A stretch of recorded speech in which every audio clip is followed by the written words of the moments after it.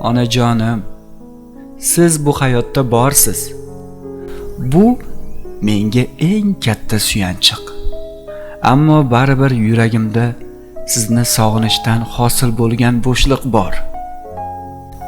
Nimaga shunaqa? Nega odam onasi tirik bo'lsa ham uni sog'inadi?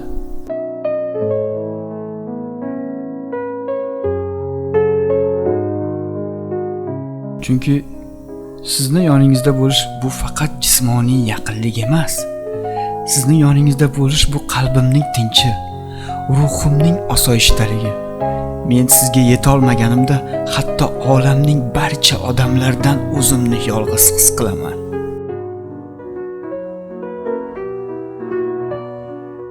Onajon, sizni duolaringiz mening qalqonim.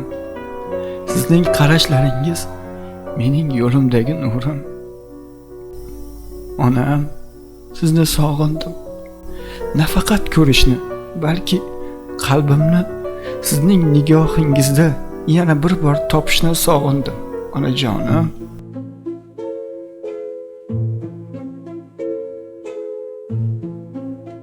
Odamlar orasida yursam ham eng katta ehtiyojim siz bilan ikki og'iz gaplashish.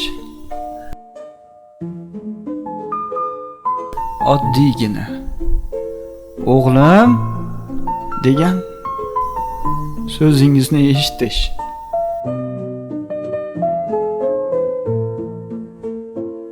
Shu so'z bilan men kuch topaman. Yashashga sabab topaman, onajon.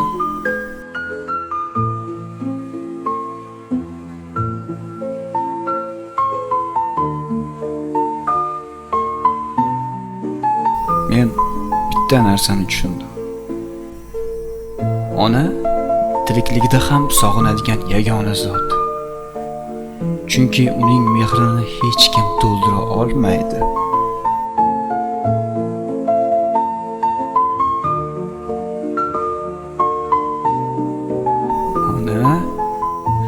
Onajonim, sizni sog'indim. Juda sog'indim.